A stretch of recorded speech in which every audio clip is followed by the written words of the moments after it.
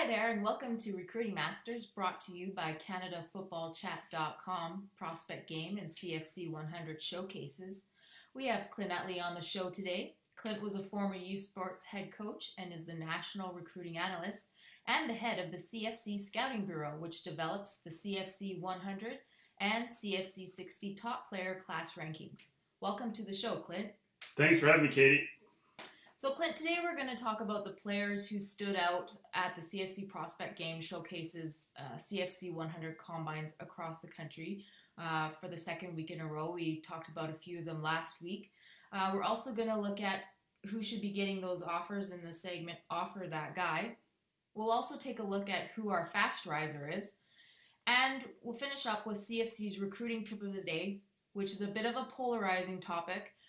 You're all going to want to hang around for that one. Should I use a recruiting service? So on February 18th, this upcoming Monday is a family day. We have our CFC Prospect Game showcase in Burlington. This is our last open showcase.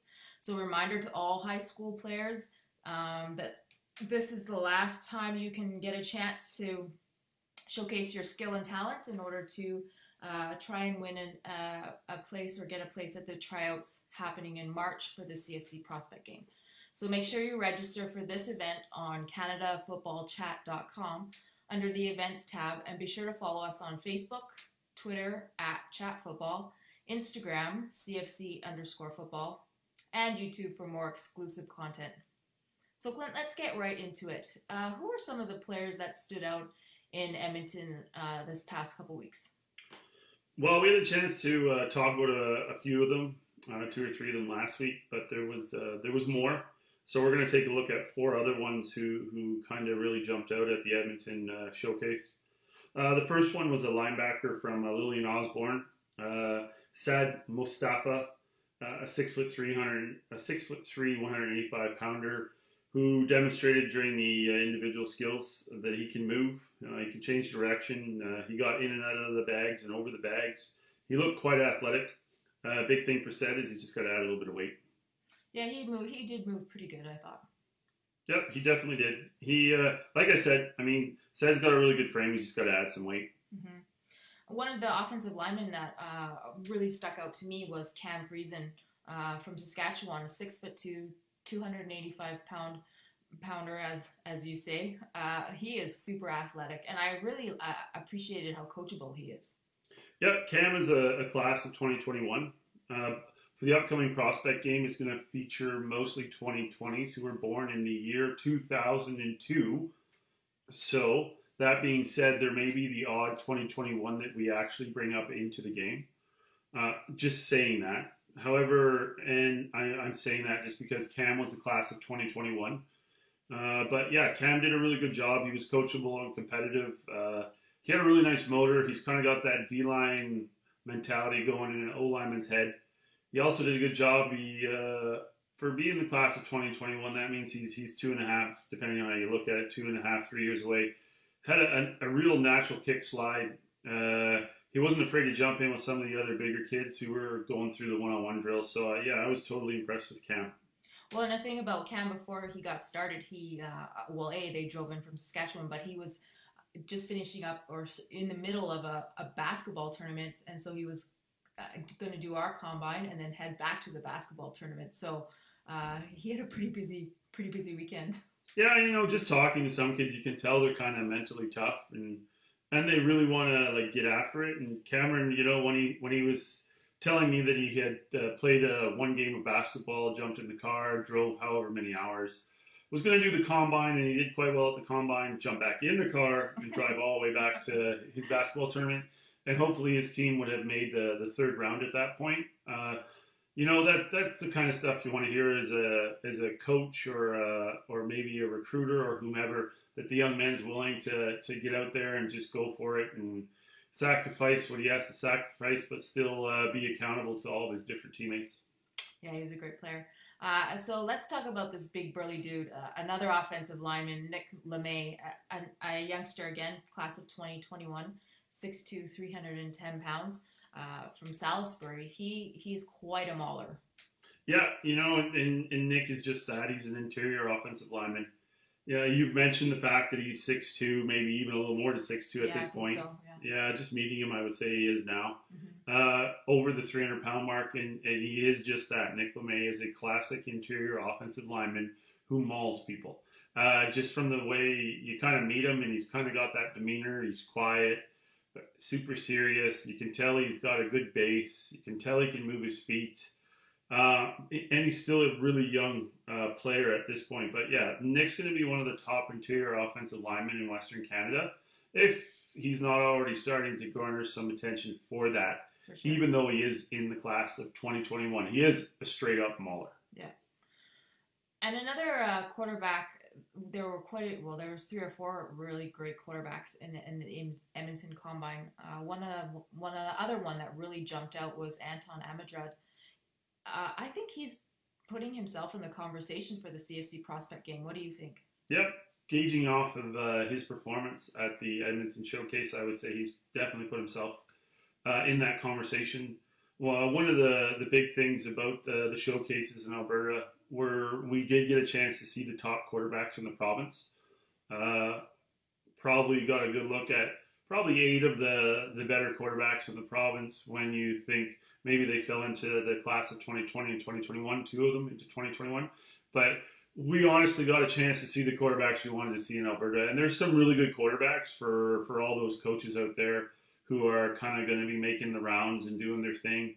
You know what? Eli Hetlinger is a gamer and a keeper over at Harry Ainley, just like Xavier Vinecourt is a legit kid with a legit arm with the Cochrane Cobras. And then Anton, he really jumped out to me. He's kind of falls in between those two. Has that really nice frame at 6'2", 190. You can tell he's well put together. He's got a nice demeanor, level-headed, but he's also athletic, and he can throw the ball pretty well. So, I mean, yeah, he definitely put himself in that conversation. So let's head back, or let's head down to the southern part of Alberta, Calgary, another strong, a lot of recruits coming out of that area. Adrian Minicata, defensive end, 6'4", 198 pounds from St. Francis. I think he needs to fill out a bit more, but he's definitely a baller. Yeah. Oh, yeah. Adrian's going to be, maybe he kind of falls into that rush end kind of thing right now, or that hybrid linebacker rush end, but he can rush the passer, and he's got a motor, and he's got the length, and he's got a feel for the game. So, I mean, Adrian will be a really good one. He's already considered one of the top defensive ends heading into next year. He plays for one of the powerhouse teams in the province of Alberta with the St. Francis. I believe it's the Browns, right? Yeah. Browns. So, I mean, he's played in big games. He's played in a lot of games. He's played on different teams, too, at different levels, all-star, so on and so forth. So Adrian's, at a young age, has been around the block. He's been in competitive situations. He's been in big games. And you know what? When you just meet some young players, you can just tell by the look in their eye or how they carry themselves that they kind of have that thing that'll kind of kick in when they're uber competitive, whether you call it confidence or just that willingness to compete at a very high level. I would say just off of meeting him and after a long, long career in coaching, Adrian definitely has that. If that is called it, well, then Adrian has it. Well, that's pretty high praise for that young athlete. One of the receivers that I kind of caught my eye, again, maybe more so from how he carried himself, is pretty confident, and also uber competitive, is Elik Ayumanor, a 6'3", 195-pound receiver out of Medicine Hat. What do you think of this young athlete? Well, I mean, he's obviously got some skills that most young players don't have. That would be size, speed, those 2 things very specifically. I mean, he's finished up grade 10, class of 2021. He may be another one of those 2021s who's going to get serious consideration for the prospect game.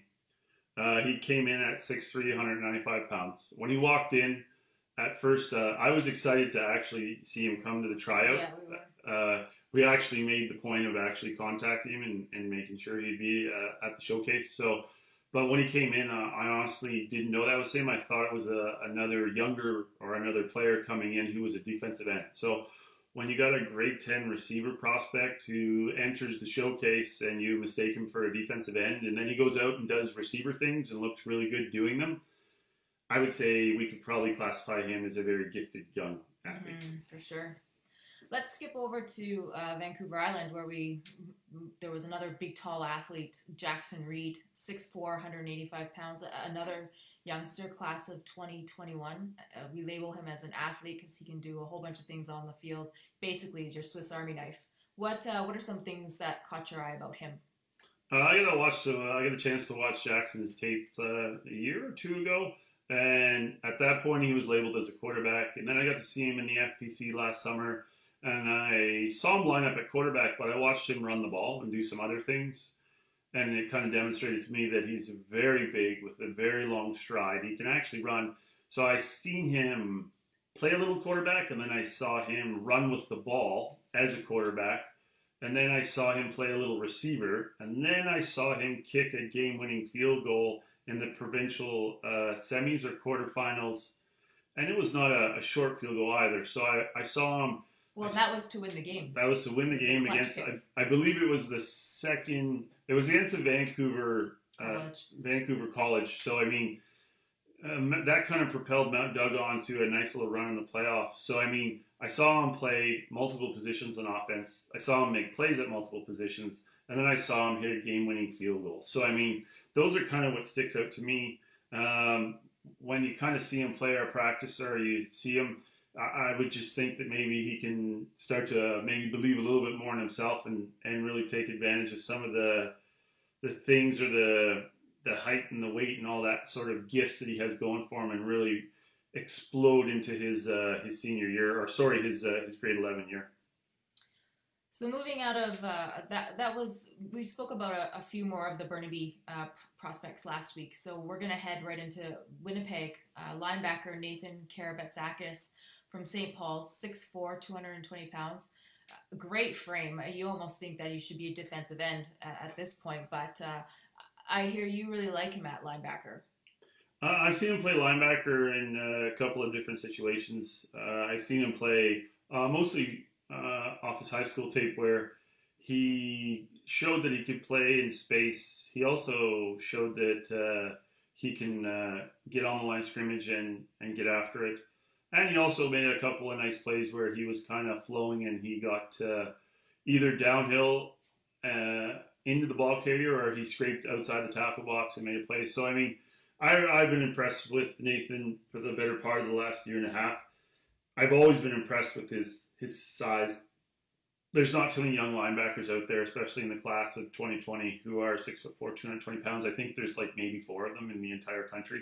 So, I mean, hopefully he gets a shot at linebacker at the next level, and he isn't just parachuted in to be a rush end or a defensive end. So, yeah, I've been impressed with him for the better part of a year and a half, 2 years.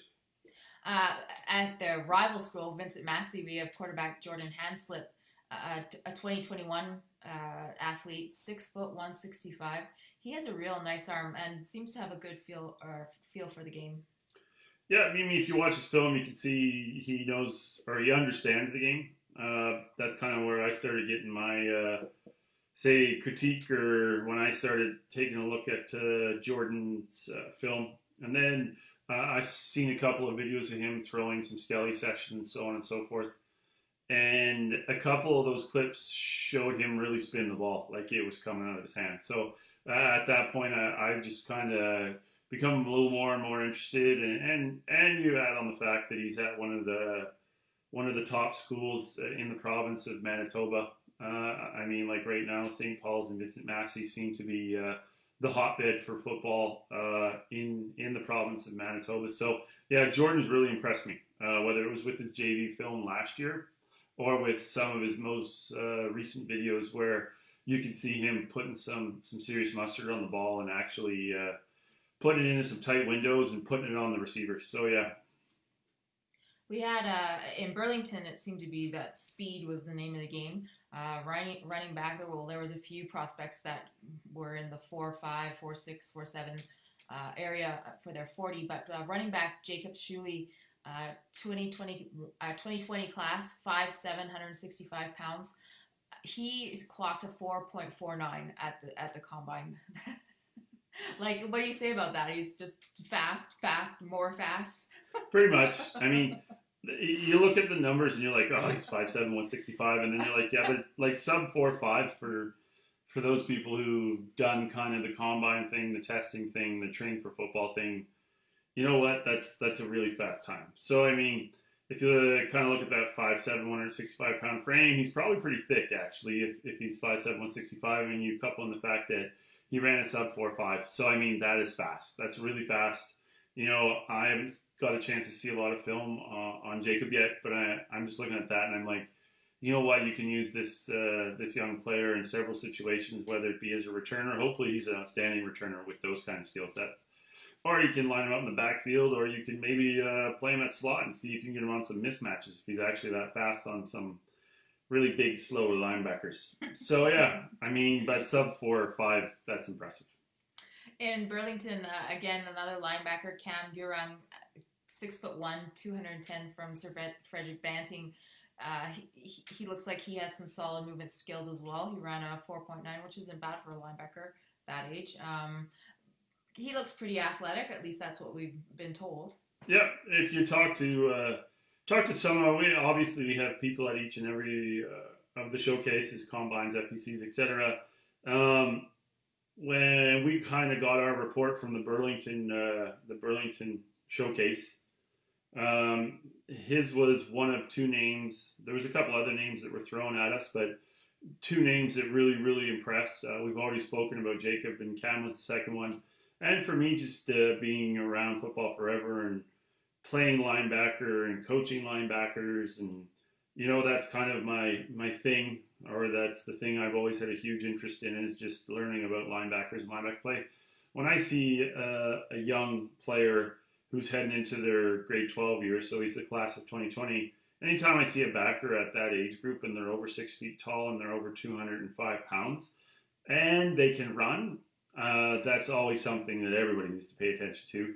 He's 6'1", 210 and ran a sub 4.9. So, I mean, and just kind of looking at where he plays, I mean, he probably didn't get a lot of attention, but I'm telling you right now, anybody who is 6'1", 210 pounds and runs a sub 4.9 needs to, people should probably go take a look.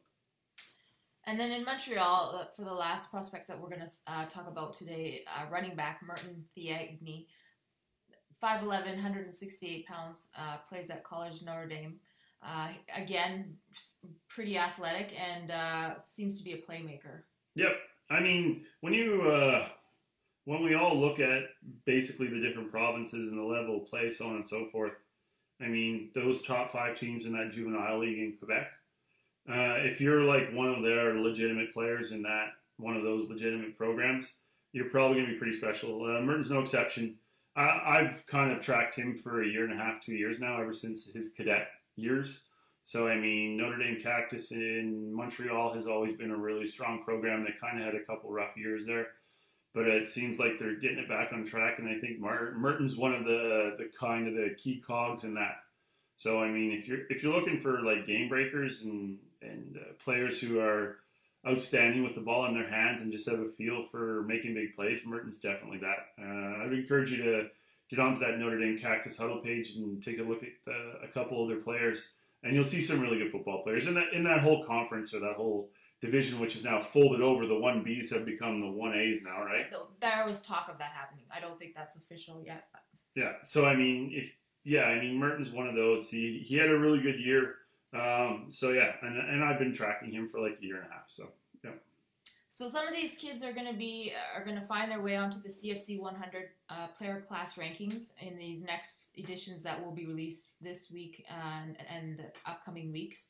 So you can find the CFC 100, which are the top high school prospects, and the CFC 60, the top CEGEP and junior college prospects, player class rankings under the Rankings tab on CanadaFootballChat.com. And you can purchase your insider membership today for access to these rankings, analysis, and daily recruiting coverage from across Canada. Let's jump into the segment Offer That Guy, Clint. Who has caught your eye this week? He's from Windsor, the Windsor area. He plays for the He plays for Windsor in the OVFL in the summer, but he attends FJ Brennan.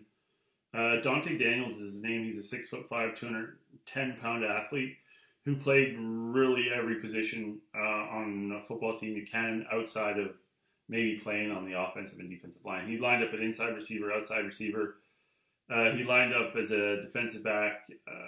You know what? He punted, which tells me he probably kicked. There was no kicking flips. So, I mean, he lined up all over the place. He even threw a couple touchdown passes.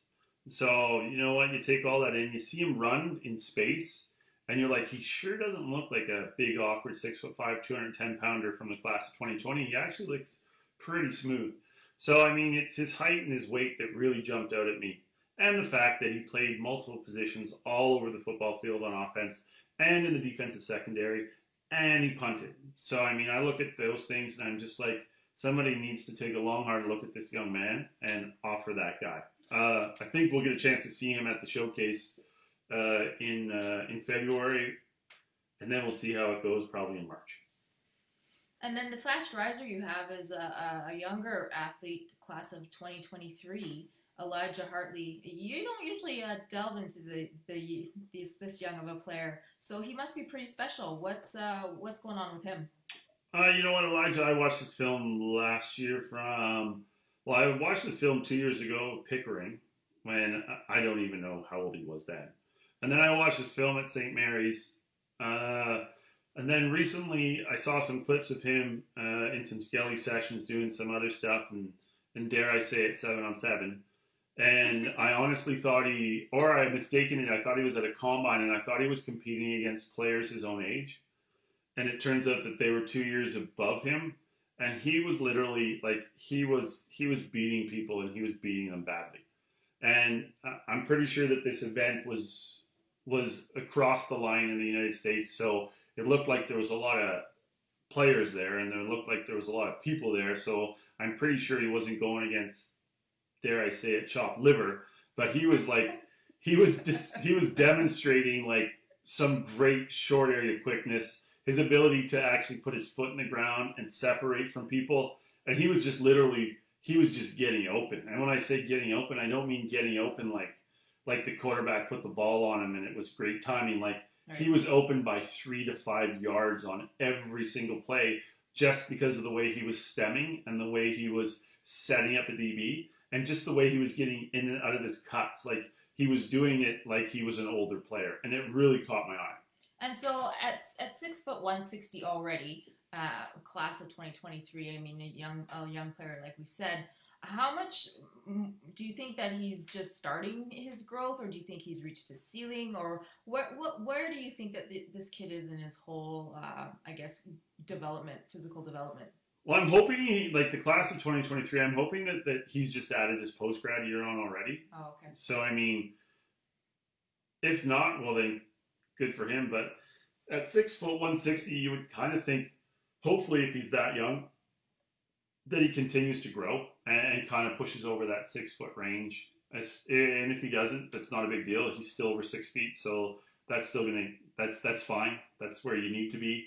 You know, below 6 feet, obviously that's a measure or a standard. So hopefully he bulks up and gets bigger, stronger, faster, and quicker, and really senses the opportunity that he has in front of him and works extremely hard. And at the same time, sometimes I get a chance to talk to some of the younger players who are really good, that he just kind of treats it as a job, and it's his passion at the same time, but he just kind of goes about his business, works extremely hard, and just be modest and humble and polite and say please and thank you and do all those things with working hard in the gym and on the field and treat the game like it's your craft.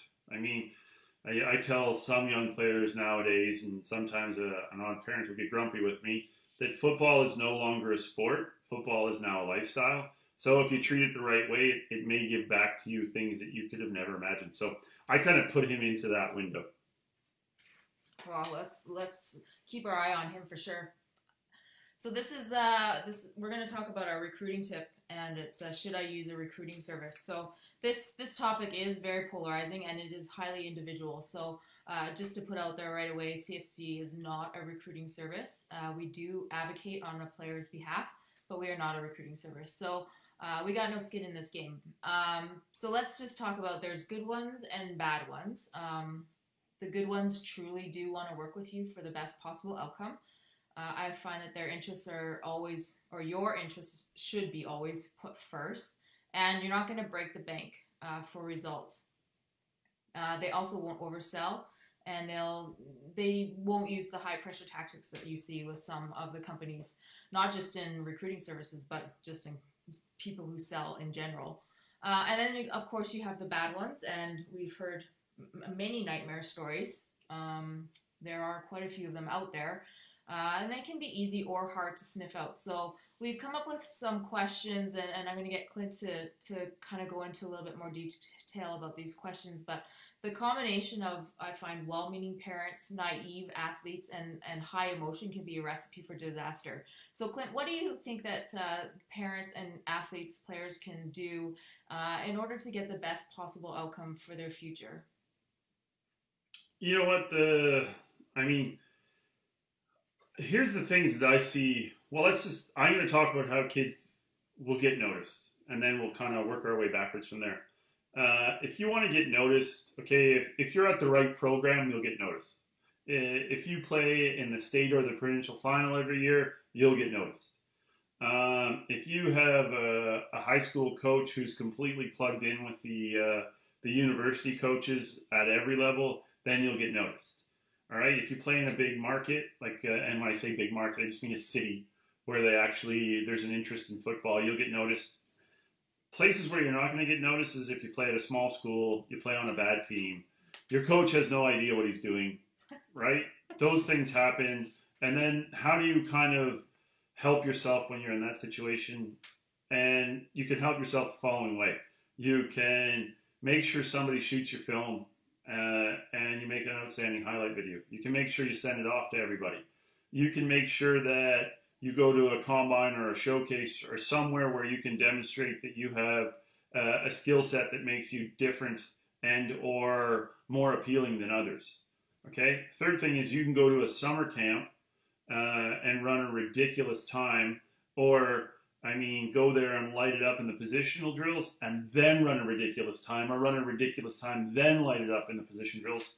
If you go there and do one and not the other, well, probably isn't going to go the way you want, especially if you light it up in the positional drills and run a slow 40, you just sunk yourself. So, those are things you can do. As far as recruiting services, what is their platform? What is their experience? Is it some person or entity that just couldn't break into coaching, so they went another avenue? How do they use their social media or the platforms that they have access to push out your name? Do they have a periodized or a scheduled program that tells you when things are expected to be out? Do coaches have access to your profile?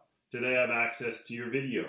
I don't know how many times I opened up something I would receive when I was the head coach in youth sports. I would get emails over and over and over, and I would open it up, and the profile is incomplete. So, those are all things you have to look at. What are the references? What do they have? Has anybody bothered to say good things and or bad things about them online? So, those are all really things you have to look at and listen to. And you know what? If you're not getting the attention you think you deserve, and you're at the really good school, and you did all the camps, and you did all the whole showcase thing, and you still didn't get the attention, and then all of a sudden this company comes in and says, hey, we can guarantee you're going to get that. That's when I think you need to be super hesitant and really need to look at it, because honestly, when people are selling you something, they're probably going to over guarantee and under deliver, and you have to be prepared for that. Because I have heard some nightmare stories in my role now where I get phone calls or contacts or whatever you want to call them from parents, and there are people out there who will spend a ridiculous amount of money on a service that's supposed to get them somewhere, and then it simply doesn't get them there. And I find too that those are all great points. Another thing that parents should be very aware of, or at least ask, is how involved are they and the athlete going to be in the whole process? Or do you just hand over the information and off they go, or are you involved in some shape or manner? And also, how do they evaluate you? Being a former strength coach, you know, obviously we were looking at the physical ability and testing and all the standardized tests and scores, and you really need to make sure that those companies are certified and have the qualifications to run those evaluation processes, and that they're actually there, that they're not just taking your information. And I mean, they could also be selling your information to third-party companies, which happens a lot. So you just need to make sure that everything is really transparent, really accountable. All your ducks are in a row, basically, before you go forward. And when you're asking these questions, if they can't give you straight, in-depth answers and they're pretty vague or they skip around the question, I would be really weary. Me myself actually would just walk away from it, because it's not worth the wasted money. And to be honest, Clint, we talk about this all the time. The amount of money, as you said, that people will put into a recruiting service would be so much better spent on either if their school doesn't already have a well-established off-season program, getting with a good qualified coach or a personal trainer that's going to lock you away in a weight room, or joining a track team and you're just working on starts. I mean, I know it's not the sexy answer, but it's something that's going to get you a lot further, and I think is a better value for your money. What do you think? Almost definitely. You know what? Instead of putting that, say, whatever amount of money down, honestly, if you're serious about improving your game, you need to get locked in with somebody who's going to give you a periodized off-season program, who is going to prep you for the combines or the things that you're going to see when you do the summer camp circuit or whatever you're doing in the summer to kind of raise your profile. And your money's way better spent on that. Make sure, you know what, just to sum it up, like, you need to have somebody shoot your film. Then you need to have a serious off-season program, and you need to have a periodized program by a strength coach who knows what they're doing. And that same strength coach needs to know enough that they can prep you for the combines, where you're going to probably run a 40, you're probably going to do a T-test, a broad jump, or a vertical jump. You know what? In our combines, we've added the Powerball component. So somebody who's going to prep you for those things specifically, especially your 40s, especially your starts in your 40s, and then spend your money on that. And then spend your money on going to the right combine showcase, spend your money on going to the right summer camp, and just kind of use those as things that may vault you, okay, or they may put you further either up or on somebody's radar. And then, you know what, it's like I just said about when we're talking about the Fast Riser. If you are serious about football, it's no longer a sport. It's a lifestyle. And that lifestyle is training and handling yourself in a professional manner. And I'm not saying don't play a second sport. I'm saying go play a second sport, but make sure you fit in your off-season training as you kind of go through the process. Spend your money on the trainer and spend your money on getting to become the very best athlete you can in prepping yourself for those tests and those combine showcase events, or for going to that summer camp and just lighting it up.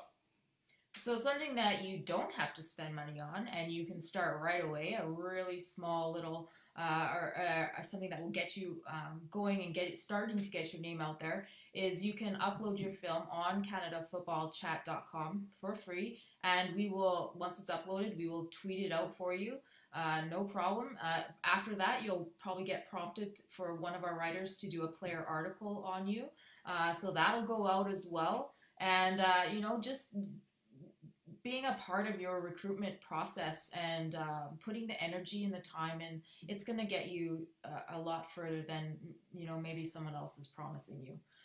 So that's another episode of Recruiting Masters. You can find this tip and all other recruiting tips on CanadaFootballChat.com. Our CFC Insider members love getting these tips and a lot more great content.